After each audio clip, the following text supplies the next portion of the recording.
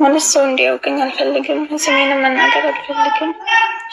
ልትወጣ ነው መሰለኝ። እሱን ብቻ ሲዘኝም አልወጣም። እሺ የምለን ቃል አብረሽ ነው ወይ? እሺ አሽሀዱ አሽሀዱ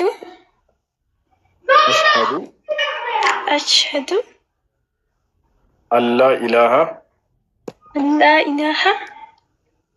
ኢለላህ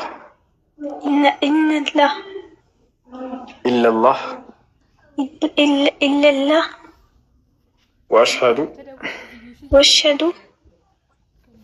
አነ ሙሐመደን ረሱሉላህ። ማሻአላህ። ከዚህ በኋላ ሙስሊም ነሽ። አሁን ያልሽው ቃል የሸሃዳ ቃል ወይም የምስክር ቃል ይባላል።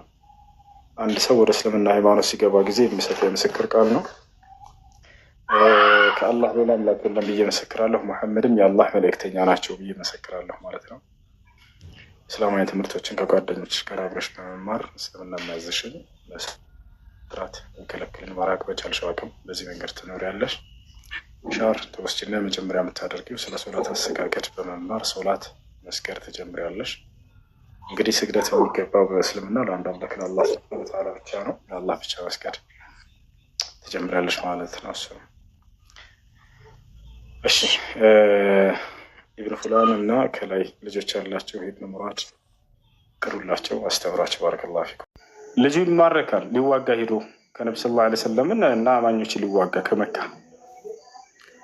ዑመይር በጣም ጀግና ነው። ከመካ ከሃዲዎች መካከል ነው። ከዚያ በኋላ እሱ ከተሸነፉ በኋላ የመካ ከሃዲያኖች በጣም አዝነዋል፣ በጣም ተሰብረዋል። እናሸንፋለን ብለው ጠብቀው ስለነበር ባልጠበቁት ቁጥር ነው የተሸነፉት። ሙስሊሞች ከ300 ናቸው፣ ከሃዲያኖች በሺዎች የሚቆጠሩ ናቸው። እንደሚያሸንፉ እርግጠኛ ሆነው ነበር የሄዱት፣ ግን ተሸንፈው መጡ፣ ተማርከውባቸዋል። ከዚያ በኋላ ዑመይር መካ በካዕባ አጠገብ ሶፍዋን የሚባል አንድ ጓደኛው አለ አብሮት፣ ሁለቱ ብቻ ናቸው። እንዳው ብድር ባይኖርብኝ ኖሮ እና እነዚህ ልጆቼ እና ሚስቶቼ ባይኖሩ ኖሮ ሙሐመድን ሄጄ ተደብቄ ገድዬው በመጣሁ ነበር አለ። በጣም ጀግና ነው፣ ይታወቃል። ከዚያ ሶፍዋን ምን አለው? ብድርህን እኔ እከፍልልሃለሁ፣ አብሽር። የሆነ ነገር ብትሆን ደግሞ ቤተሰቦችህን እኔ እሸፍንልሃለሁ፣ አብሽር። በእኔ ላይ ጣለው፣ እሱን ብቻ አንተ ሙሐመድን ገድለህን አለው። በጣም ይታወቃል፣ ያደርገዋል ተብሎ ነው የሚታመነው። እንደሱ ከሆነ ቃል ግባልኝ፣ ሄጄ ሙሐመድን ገድዬው እመጣለሁ፣ አንተ ብድሬን ክፈልልኝ፣ ቤተሰቦቼንም አደራ አለ። ከዚያ በኋላ ተስማሙ። በዚህ ፈረሱን አዘጋጀ፣ ሰይፍ አዘጋጀ፣ በደንብ አድርጎ ሳለው፣ መርዝም ቀባሁት አለ። ራሱ ሲናገር ቆርጬ ነው መጣ፣ አብሽር አልኩት አለ። ከዛ በኋላ ሄደ። ልክ ፈረሱን እየጋለበ መዲና ደረሰ። ከመካ ተነስቶ መዲና ከደረሰ በኋላ ሰሃቦች ከሩቅ አዩት። እነ ዑመር ብን አልኸጣብ ምናምን በጣም ለኢስላም ጠላት እንደሆነ ያውቁታል በደንብ አድርገው። መካ እያሉ አማኞችን በጣም ያስቸግራቸው ነበር፣ አዛ ያደርጋቸው ነበር፣ የሰለሙ ሰዎችን ሁሉ። ይሄ ጠላታችን የአላህ ጠላት የመልእክተኛው ጠላት የዲን አልኢስላም የኛ የሙስሊሞች ጠላት መጣ ደግሞ እዚህ ተከትሎን ብለው ተናገሩ ሰሃቦች። ከዚያ በኋላ ነቢያችን ሰለላሁ ዐለይሂ ወሰለም ከሆነች ድንኳናቸው ውስጥ ተቀምጠው ሰዎችን እያስተማሩ ነበር። አዩትና ነቢያችን ሰለላሁ ዐለይሂ ወሰለም ደዑህ አሉ፣ ተዉትና ወደ እኔ አምጡት አሉ። ከዚያ በኋላ ሰሃቦች ይዘውት ወደ ነቢ ሰለላሁ ዐለይሂ ወሰለም ጋር ወሰዱት። ድንኳናቸው ከመግባቱ በፊት ፈረሱን ውጭ ላይ ያሰረና ሰይፉንም እዚህ አስቀምጠና ለምን መጣህ አሉት። ነቢ ሰለላሁ ዐለይሂ ወሰለም ገባው ደርሳቸው ለምን መጣህ ሲሉት ጊዜ ልጁ ተማርኳል፣ ገብታቸዋል። ግን ለልጁ ብሎ አይደለም የመጣው፣ እንዳልኳቸው ቅድም ተመካክሮ ነው የመጣው፣ እርሳቸውን ለመግደል ነው። ግን ያን መናገር አልፈለገም። ያው የተማረከ ልጅ እንዳለ ታውቃለህ ሙሐመድ፣ ልጄን የተማረከብኝን ለመውሰድ ነው የመጣሁት አለ። ነቢ ሰለላሁ ዐለይሂ ወሰለም ከዘብት አሉት፣ ዋሽተሃል አሉት። እውነቱን ትነግረኛለህ ወይንስ እኔ ብነግርህ ይሻላል ለምን እንደመጣህ አሉት። አይ አልዋሸሁም፣ ልጄን ለመውሰድ ነው የመጣሁት አለ። ነቢ ሰለላሁ ዐለይሂ ወሰለም እንግዲህ አሁንስ በደንብ ስማኝ፣ ለምን እንደመጣህ ልንገርህ አሉት። አንተና ሶፍዋን በካዕባ አጠገብ ተቀምጣችሁ ነበር አይደል አሉት። ከመምጣትህ በፊት አዎ አለ።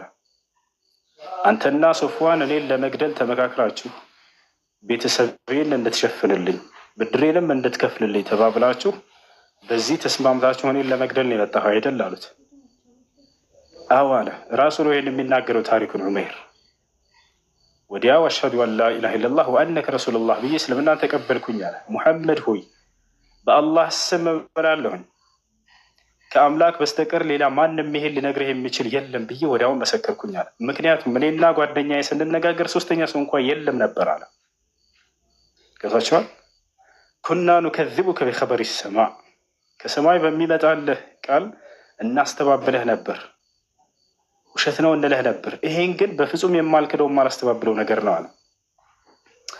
አብሮን የነበረ ሶስተኛ ሰው ይሄን ቃል ምን እንደተባባልን የሰማ የለም ከፈጣሪ በስተቀር ይሄንን ማንም ሊገልጥልህ የሚችል የለም። ስለዚህ ከወዲሁ ከዚህ ጀምሬ ሙስሊም ሆኛለሁ ብሎ ሻረ ተቀበለ፣ እስልምናን ተቀበለ። ሊገድል የሄደው ሰው አምኖ ተመለሰ። ከዛቸዋል ይገርማል የዚህ ሰው አሰላለም። እርሳቸውን ሊገድል መጣ ተአምራዊ በሆነ መንገድ። የሩቅን የሚያውቀው ማነው? አምላክ ነበር። ነቢያቶችን ግን የነቢይነታቸው ማረጋገጫ ይሆን ዘንድ ያሳውቃቸዋል። እዚያ መካ አጠገብ ሆነው የተመካከሩትን ነቢ ሰለላሁ ዐለይሂ ወሰለም ቁጭ አድርገው ነገሩት። አሁን እኔ ጋር ከመምጣት በፊት ሶፍዋን ጋር ነበርክ አይደል አሉት። አዎ አለ። እኔ ጋር ከመምጣት በፊት ለሶፍዋን ብድር አለብኝ፣ ልጆችና ቤተሰቦች አሉብኝ። እነርሱን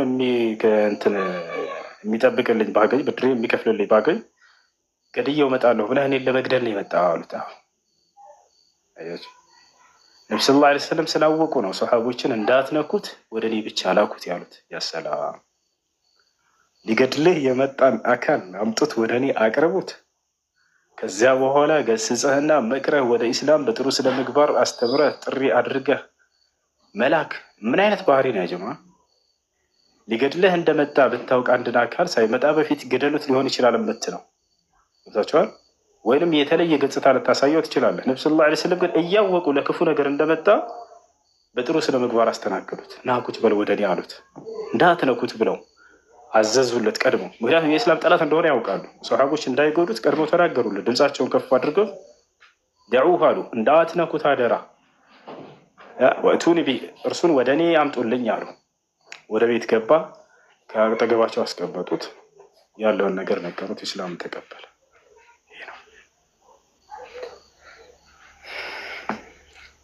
አልሐምዱሊላህ አላ ኒዕመት ልእስላም። እሺ ጥያቄ አለ? ይቀጥል።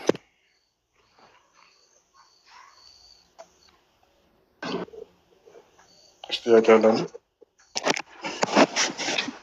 አዎ ሁሱ ሰላም አለይኩም።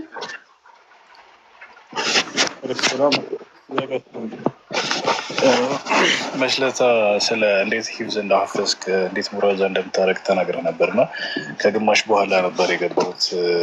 የመጀመሪያውን ነገር እንድትነግረን 5 ገልጽ በቀን እንዴት ሙራጃ እንደምታደርግ እንዴት እንደምትከፋፍለው ማለት ነው። ሹክራን።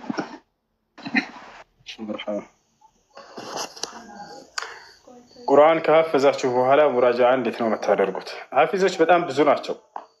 ሐፊዞች ግን በጣም ጥቂቶች ናቸው። ማለት ቁርአንን የሚያፍዙ ሰዎች ብዙ ናቸው። ይህን ቁርአን ግን በጭንቅላታቸው አጽንተው የሚይዙ በጣም ጥቂቶች ናቸው። 100 ሐፊዝ ልታገኝ ትችላለህ። ነገር ግን ከእነሱ መካከል ቁርአንን በትክክል የያዙት ምናልባት 5 ሰዎች ሊሆኑ ይችላሉ። ታዲያ እኛ ከሐፈዝን በኋላ ቁርአን እንዳይጠፋን በጭንቅላታችን ውስጥ ለሁል ጊዜ ጸንቶ እንዲቆይልን ምን ማድረግ ነው ያለብን? ወደን ብለን እንምጣ። እኔ ቁርአን በሐፈዝኩበት አካባቢ አመት በመጣ ቁጥር ተራዊህ ሶላት ለማሰገድ ሰዎች የሚያሰግዱ ልጆች ልክ ማታ የሚያሰግዱትን ቀን ላይ ሙራጃ ሲያደርጉና በጣም ሲለፉ ሲደክሙ አንዱ ጋር ሄደው ሲያዳምጡ ምናምን ማታም ላይ ሲሳሳቱ ሰማ ነበር። ለሁል ጊዜ እንዳይጠፋ አድርጎ መያዝ ያለበት እንዴት ነው የሚለውን ነገር ለራሴ ቁጭ ብዬ አሰብኩኝ። ገብታችኋል? ሄጄ በየጊዜው እየገለጥኩኝ ካላረጋገጥኩኝ ያለ የማይሆን ሂፍዝ ከሆነ እንደዚህ አይነት ሂፍዝ ከሆነ ሂፍዝ አይደለም። የፈለግኩትን እድሜ በቃ ብትው ራሱ ሳትቀራ ብትተው በጭንቅላትህ ይዘህ የምትቆይበት በየትኛውም ጊዜ ከፈለጉት ቦታ ሰዎች ገልጠው ቢጠይቁህ ከዚህ አንስተህ መቅራት የምትችልበት ሂፍዝ መሆን አለበት። ሂፍዝ ማለት ይሄ ነው። ታዲያ ይህ እንዲሆን ምን ማድረግ ነው ያለብኝ የሚለውን አሰብኩ። ቁርአን ከሐፈዝኩና ከጨረስኩኝ በኋላ በቀን 5 ገጽ ማሐፈዝ ሙራጃ ለማድረግ ወሰንኩ። ሱብሂን ከሰገድኩ በኋላ ጀምራለሁ። ጥግ ይዝና ያችን 5 ገጽ በቀን እቀራታለሁ እስከ ቁርስ ድረስ። ሌላ ምንም ነገር አልቀራም። ጓደኛም ጋር አልጫወት ምናምን ሄደው ተሰባስበው ሲያወሩ ምናምን ጉዳይ አይደለም። ቤታቸዋል ጨዋታ ምናምን አለ ምናምን አልሰማም። እኔ ለምን ሱዳይ ሳይመጣም በዚህ ሰዓት ፕሮግራሜን አልተውም እላቸው ነበር ለጓደኞች አስታውሳለሁ።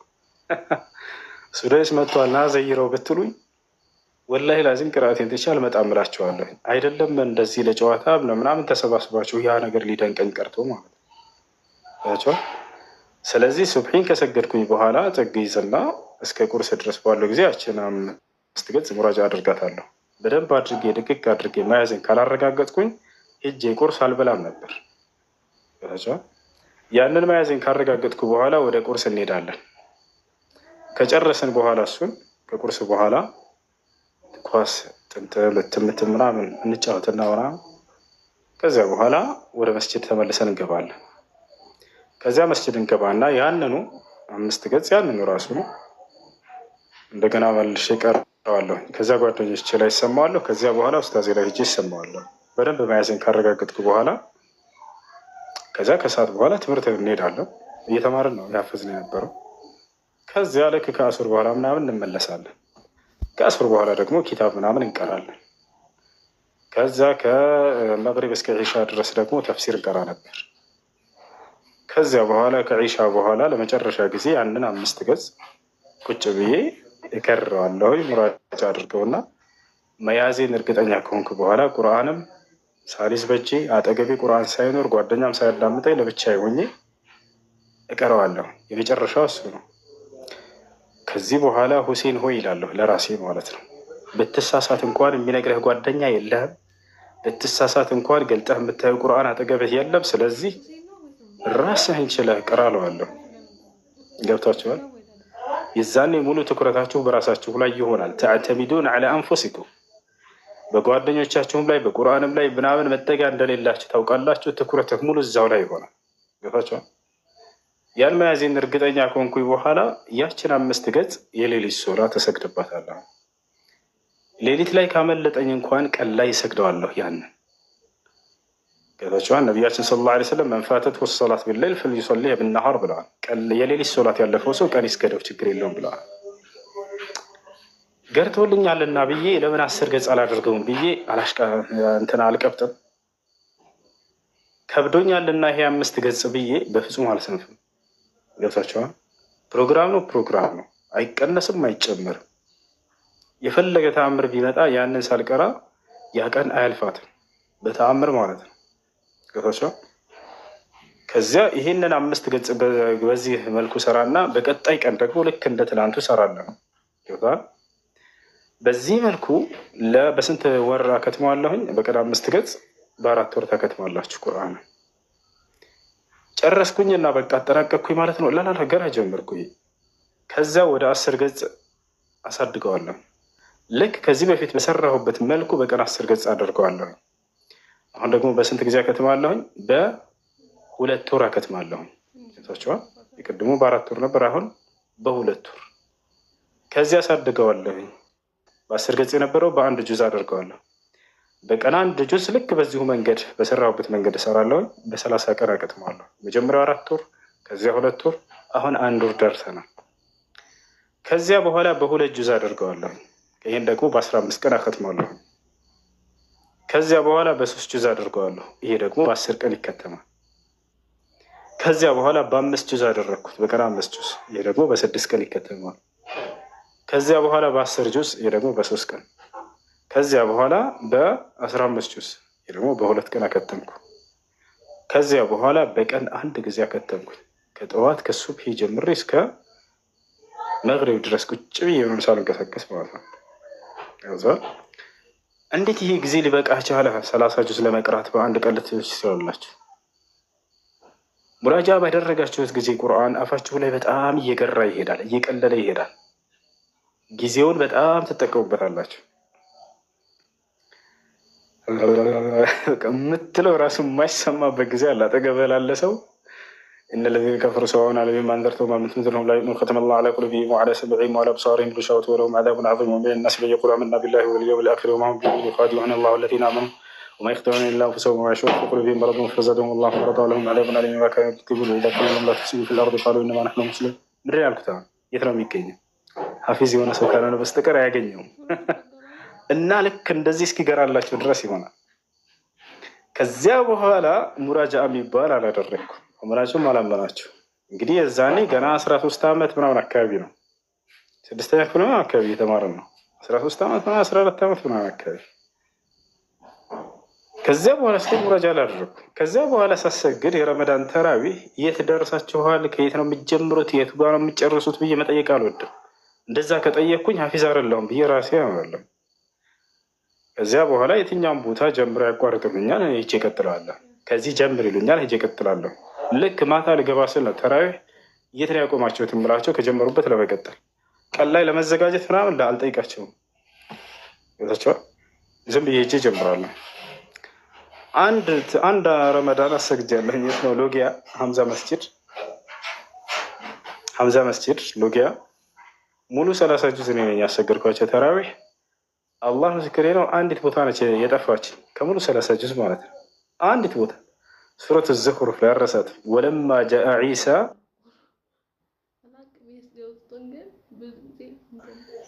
ብልዕልሚ ብዬ ቀረች ብልበይናት የሚለውን ከዚያ በኋላ ወዲያው ጠዋት በቃ ሁሴን ተሳሳተ እኮ ብሎ ተአምር ሆነባቸው። እንዴት ተሳሳተ ሁሴን? እንዴት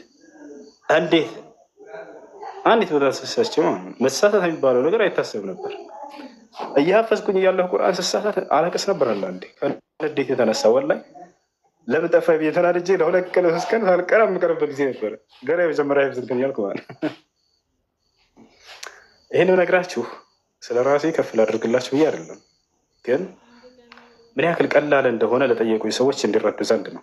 ቦታቸዋል የተለየ አይምሮ የለንም። ሁላችንም ከተጠቀምንበት እኩል የሆነ አይምሮ አለን እና በጣም ቀላል ነው። በጣም ገር ነው። መያዝ ትችላላችሁ። በቃ እችላለሁ ብለህ ተነሳ። የመጀመሪያ ወስኑ። እኔ አልችልም ይሄን ካልክ አትችልም። እኔ ይችላለሁኝ ምን ይሳነኛል ብለህ ከተነሳ ትችላለህ። እና የሌሊት ሶላት ስገዱበት። ነቢያችን ሰለላሁ ዐለይሂ ወሰለም ኢነ ልዓብደ ኢዛ ቃመ ቢልቁርአን ማ የንሳህ አሉ። አንድ ሰው በቁርአንን ሌሊት ከቆመበት ከሰገደበት አይረሳውም ብሎ ተናግረዋል።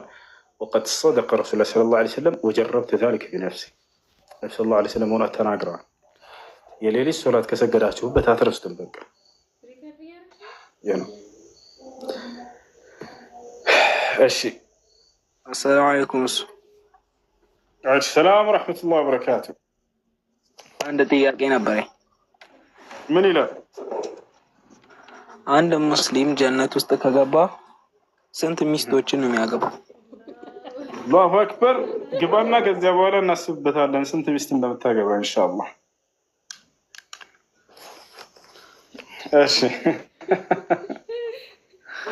እሺ ጀነትን እንድናፍቃት የሚያደርገን አንድ ነገር እስኪ ጥቀስልን ተባለ። አንድ ሰለፍ እዝኩር ለና ሸይአን ይሸውቁና ኢለይሃ።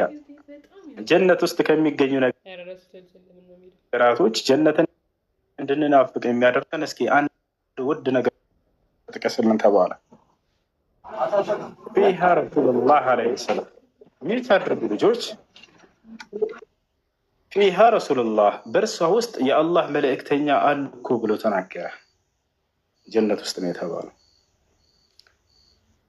ነገ ጀነት ውስጥ አላህ ስብሐነሁ ወተዓላን ማየት፣ ነቢ ሰለላሁ ዐለይሂ ወሰለምን ማየት፣ እነዚያን ታላላቅ ነቢያት ማየት፣ እነዚያንና አስሐቡል ከህፍን ማየት፣ ይህ ነው ትልቁ ሊያስናፍቀን የሚገባ ነገር። ያጀማ ያኛው የሚበላ የሚጠጣ ወይም ሚስት የሚለው ከዚያ በኋላ የሚመጣ የሆነ ነገር ነው። እንዳጠቃላይ ግን ከተጠየቀ አይቀር አንድ ሰው በጀነት ውስጥ ስንት ሚስት ያገባል የሚለውን በተመለከተ አንድ ሚስት ነው የሚያገባው። ነገር ግን ከፍተኛ ደረጃ ላላቸው ሰዎች 2 ሁረል ዒን ያገባሉ ተብሎ ተገልጿል። ያም እንዳውም ትልቅ ደረጃ ላላቸው ሰዎች ነቢያችን ሰለላሁ ዐለይሂ ወሰለም ሐዲስ ላይ ቡኻሪና ሙስሊም ላይ በተዘገበ ሲናገሩ አወሉ ዙምረቲን ተድኹሉል ጀና ዐላ ሱረቲል ቀመር ለይለቱል በድር ፈሊኩሊ ዋሂድን ሚንሁም ኢምረአታኒ ፊል ጀና አሉ። መጀመሪያ ጀነት ለሚገቡ ሰዎች አሉ ነቢ ሰለላሁ ዐለይሂ ወሰለም፣ መጀመሪያ ጀነት ለሚገቡ ሰዎች እነርሱም ፊታቸው ልክ እንደ በድር ሌሊት ልክ እንደ በድር ሌሊት ጨረቃ ያበራል ፊታቸው ብለው ተናገሩ። ለእነርሱም ለእያንዳንዳቸው 2 ሚስቶች አሏቸው ብለው ተናገሩ። ያችሁ መጀመሪያ ጀነት ለሚገቡ ታላቅ ደረጃ ላላቸው ተብሎ የተነገረ ነው። እሺ ጥያቄ ያለ ይቀጥል።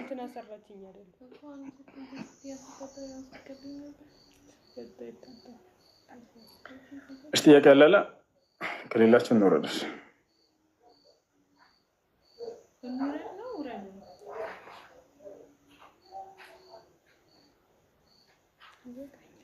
انزل تحت وሱ ትልቅ የሆነ ሰው ያፍዛል ወይ? አዎ ትልቅ የሆነ ሰው ያፍዛል። ትልቅ የሆነ ሰው ያፍዛል። ወአለይኩም ሰላም ወራህመቱላሂ ወበረካቱ።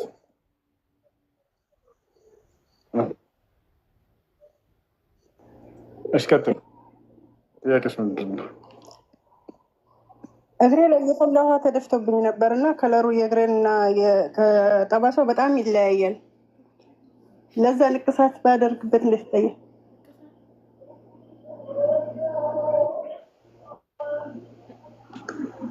ንቅሳት አይቻልም።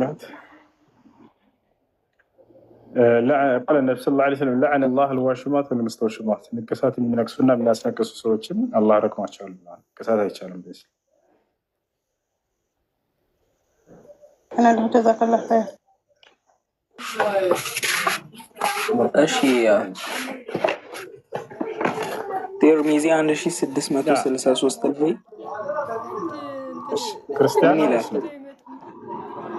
ክርስቲያን ነው ሙስሊም ነኝ። እሺ ላኢላሃ ኢለላህ ሙሐመድ ረሱሉላህ በል እስኪ። ላኢላሃ ኢለላህ ሙሐመድ ረሱሉላህ። እሺ ትርሚዚ ላይ ያለ ጥያቄ ምንድን ነው? እዛ ላይ ሙስሊሞች በገነት ውስጥ 72 ሚስት ያገባሉ ይላል። ሻሂድ የሆኑ ሰዎች ያገባሉ ይላል። ሻሂድ ሻሂድ ነው ያልኩት። ሻሂዶች ሻሂድ እሺ ሻሂድ እሺ እዚያ ቦታ ላይ ሙስሊሞች በ72 በገነት ውስጥ ያገባሉ የሚል የለም። ሸሂድ ማለት ምን እንደሆነ ታውቃለህ? አሼ ለአላህ ብሎ በአንድ መስዋዕት ይሆናል። እሺ ስለዚህ ሸሂድ ለሸሂዶች ነው የሚለው። በመጀመሪያ እሱ ሐዲስ ቡኻሪና ሙስሊም ላይ አታገኙትም። ቡኻሪና ሙስሊም ላይ ታገኙት ነበር፣ ሶሒህ ሆኖ በነበር። እሺ እዛ ላይ ሐዲሱ ምንድነው ከተባለ ገሪብ ሐዲስ ነው ብሎ መጨረሻ ላይ ያስቀምጧል። ገሪብ ሐዲስ ለሁለት ይከፈላል። ሚንሁ ማ የኩኑ ሰሒሐን ወሚንሁ ማ የኩን ደዒፈን። ከእርሱ ሐዲስ ከገሪብ ሐዲስ ሰሒህ የሚሆን አለ፣ ደዒፍም የሚሆን አለ። ከታችኋል። በዚያ ላይ በሪጃሎቹ ላይ በሰነዱ ላይ ደካማ የሆነ ሰው ካለ ያ ሐዲስ ገሪብ ሐዲሱ ደካማ ይሆናል። በዚያ መካከል ደግሞ ደካማ ሰው ከሌለ ሰሒህ ይሆናል። ነገር ግን በዚህ ሐዲስ ላይ ደካማ የሆነ ሰው አለ፣ የተወገዘ ሰው አለ፣ ሙደሊስ የሆነ ሰው አለ። ስለዚህ ያ በመኖሩ ምክንያት እርሱ ሐዲስ ضعيف ነው፣ ስህተት ነው። አየሽ አይ ትርሚዚ እኮ ሰው ሐሰብ ብለውታል ልትል ትችላለህ። አንድ ትርሚዚ ሐሰብ ያን ሰው የሐሉን ስላላወቀ ያንን የተተቸውን ሙደሊስ የሆነ ሰው ሐሉን ስላላወቀ ሐሰን ብሎ ሊያስቀምጠው ይችላል። ነገር ግን በሌሎች ሊቃውንቶች ዘንድ ሰውየው የተተቸ ነው። ስለዚህ የተተቸና የተወደሰ ሆኖ ካገኘን አንድን አካል አንድ ቃዒዳ አለ በሐዲስ ሊቃውንቶች ዘንድ ምን አድርገው ወንድም እሱም ምንድነው الجرح المفسر مقدم على التعديل المبهم የተብራራና የተገለጸ የሆነ ትችት ድብቅ ከሆነ ወይንም ደግሞ ምንም አይነት የተብራራ ያልሆነ ውዳሴን ይቀድመዋል እሱኛው። ለምሳሌ ልጠይቃችሁ፣ አንድን ሰው እኔ በመልካምነቱ ብቻ ነው የማውቀው። መጣሁኝና ይሄ ሰው እኮ መልካም ነው አልኩኝ። አብሮት በደንብ አድርጎ የኖረውና በደንብ የሚያውቀው ሰው ደግሞ የእርሱን ችግርና ስህተት የሚያውቅ ሰው አለ? የትኛው ነው ተቀባይነት ያለው? መልሱልን። የትኛው ነው ልንቀበል የሚገባው?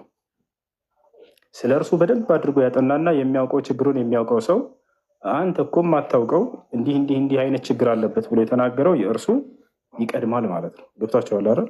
ስለዚህ ትርሚዚ ያን ሰው እንደ መልካምነት ነበር የሚያውቀው እና አስቀመጠው በዚያ። ነገር ግን ሌሎች ሊቃውንቶች በፍጹም ይህ ሰው ችግር ያለበት ሰው ነው ብሎ ተናገሩ። ያ ነው ሙደሊስ ነው ሰው። አይ ሁለተኛ ጥያቄ